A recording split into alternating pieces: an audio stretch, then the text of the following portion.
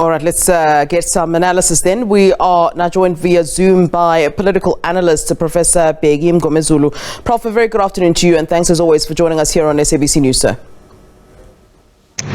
Good afternoon, Sis Flo. Good afternoon to your viewers as well. Prof, let's begin here. I mean, you might have heard, of course, the president's comments there talking, referring to his Palapala farm, and of course, the allegations and what we've been hearing throughout this week about what's happened. The president saying that, the law must be allowed to take its course, that he will not be responding to any allegations, to any conjecture or any insults at this point, and that the law must just take its course. Is that the correct way that the president should indeed be approaching questions regarding what happened on his farm? You know what, Sis Flo, in principle, what the president is saying is correct, but it's too likely too late. You recall that the incident happened in 2020.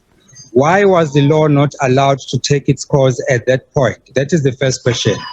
But then the second question is, when this issue surfaced following the affidavit from the former spy boss, the president entertained this matter when he was closing the ANC provincial conference in Polokwane. I'm one of the people, in fact, who raised the concern and said that the president was not supposed to entertain this matter in the first place. I'm happy that at long last the president has realized that this issue cannot be listened to in parallel sessions.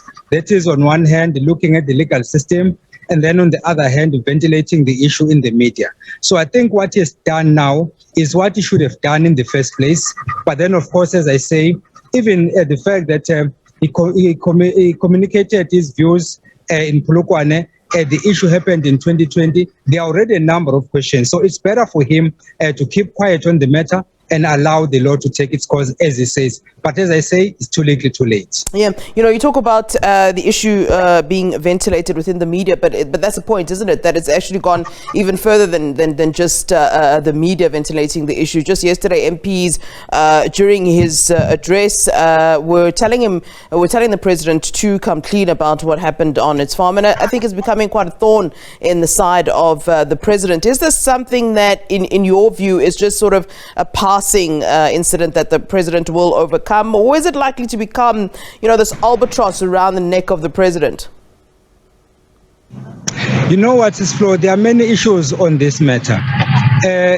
You have the main issue, which is basically the disappearance of the money from the president's farm, which money, by the way, was not stolen from anyone. At least for now, that is the information we have, that the president has been selling animals. That is a known fact.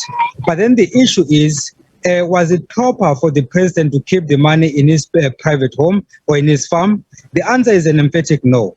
Was he allowed to keep such an amount of money, even if it's less than 4 million, as the president says? The answer is still no. After having known about this matter, why did the president not report the matter to the police, as should be the case? In which case, then we should be having a docket right now. We have none, and the issue happened in 2020. So that is another question also. And then the allegation that those who were implicated were followed up in Namibia, basically crossing the border to Namibia. That is another issue on its own, because it amounts to saying you are now taking the law into your own hands by virtue of the fact that you don't have any official docket having been opened on the matter. So basically what the MPs were doing was just responding to what the president had already said in Polokwane, saying that I've heard about this issue and this is my side of the story. So had the president not entertained it, I don't think that MPs would have been justified to want him to come clean on the matter, because it doesn't have to come clean to them, although of course there is also the code of ethics which guides our members of Parliament. That is a different process which can be handled by parliamentarians in the same manner that they did, for example, with the former Minister of Health, Dr. Zweli Mkhize. So Parliament had to engage on this issue in their capacity, and they closed the matter as Parliament. But then you still have the legal system that has to also conclude its own processes. So I think it is in the second point that the president is right then in saying that let us allow the law to take its course, and then of course Parliament can still ask the matter if they feel that the code of ethics in Parliament was in fact violated. It's within their right to do so. Yeah, you know, those who were in the first place against the step aside matter, and perhaps even the victims of those who of step aside have now become sort of, I suppose, emboldened with these allegations against the president.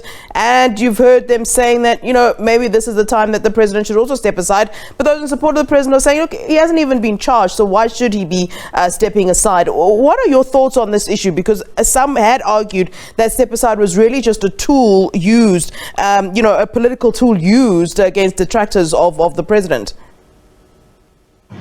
You know, Sisflo, I'm on record saying that if the ANC was serious about uniting itself, it was supposed to put the step-aside resolution on ice.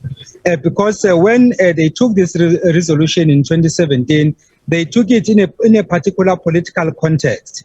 The mood was high, some were overexcited, others were angry, others were something else. But then the reality of the matter is the context in 2017 and the context in 2022 are totally different.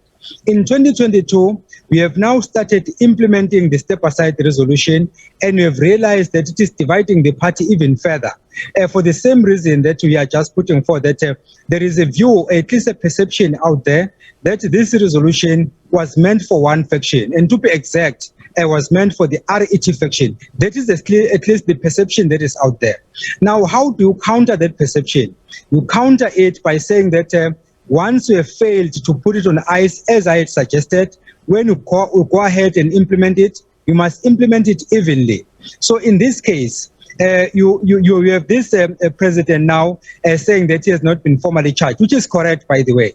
But then there is an allegation that he has to respond to. And then something similar also happened to Minister Gwede Mantashe, when his name was mentioned in volume 4 of the Zondo Commission report, and he said he's not going to step aside because, at least for now, there are no formal charges laid against him. So if you look at the two, then you might say that the president has a point in saying that as much as these are allegations, serious allegations for that matter, but then there are no formal charges. So once the formal charges have been laid, then the step-aside resolution must be implemented.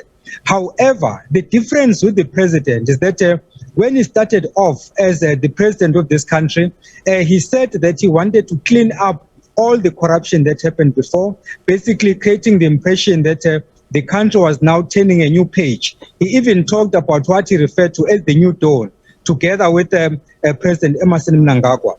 And I criticized that, saying that you can't talk of a new dawn when you are coming from the same organization, implementing the same policies. But then that is what the president presented to the nation, that he's starting on a new dawn. And then, of course, he complained about the 9 lost years. And I'm also on record saying that the president could not complain about 9 lost years when he was deputy president of the party and deputy president of the country. So basically, on both points, that is the new dawn and also this issue of saying there are 9 lost years, I thought that I felt then, as I feel now, that the president had no point. But now, coming to this particular point of the step-aside resolution, he is the president of the country and is the one who is bringing hope that he wants to deal with corruption. Let him be exemplary, even if, for example, he has not been formally charged. The fact that these cases are serious, then he might, in fact, win a lot of support if he were to voluntarily say, even though I've not been formally charged, but because I'm the leader of the party, the ANC, I'm also the leader of the country, I'm basically giving you an example as to how you should do it as leaders, and then just step aside, and he has nothing to lose. If anything, he would do even more if we were to do that. All right, Prof, always a pleasure to have you on the show. Thanks very much for your input. We appreciate it. Thank you very much, Sister. Thank you to your viewers. All right, that is Prof. Bheki Mngomezulu, political analyst there. Weighing in, of course, the President, President Ramaphosa, just a short while ago, addressing the media on a number of issues, and of course that including the revelations about the goings-on his farm.